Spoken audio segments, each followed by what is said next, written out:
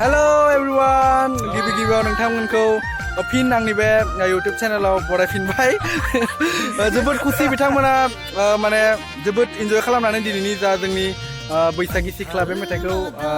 shooting खालामबाय जोंनि उदालगुरि जिल्लानि सिङाव थानाय जोबोद मोनसे समायना जायगा भैरबकुन्द होननानै जों जायखौ मिथियो माने दाब दाब जायगानिफ्राय गोबां रायजो राजा बिथांमोना जानुवारि मासाव जा डिसेम्बर मासाव जा माने गोबां पिकनिक जाफैयो इन्जय खालामफैयो बेवहाय जोङो दिनै गिबि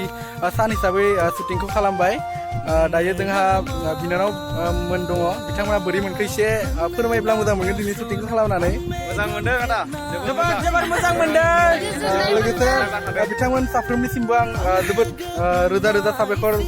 जासिबाय आंनि गोसो गोरबोनिफ्राय गोबां खस्थ' खालामनानै बिथांमोना दिनैनि बे शुटिंखौ जाफुंसार होबाय फार्स्ट डे जोंहा फावखुंग्रि दङ बिथिं खारगासिनो दं एसे रायज्लायनो नागिरदों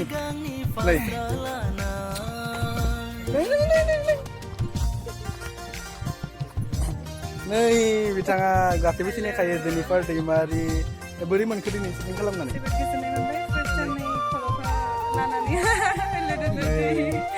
बेखौ मा होनो दै माने उदालगुरियाव लायलायलायनांगौ जादों जोङो बेखौ माने बेयाव खाथि खाला मोना नालाय जायखिजाया मा बुंनो सानो आरो माने भिडिअनि सोमोन्दै माने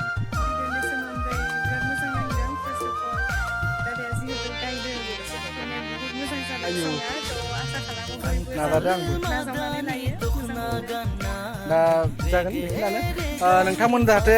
भिडिअखौ बयबो अनसायनानै लायो रिलिज जानायनि उनाव बेखौ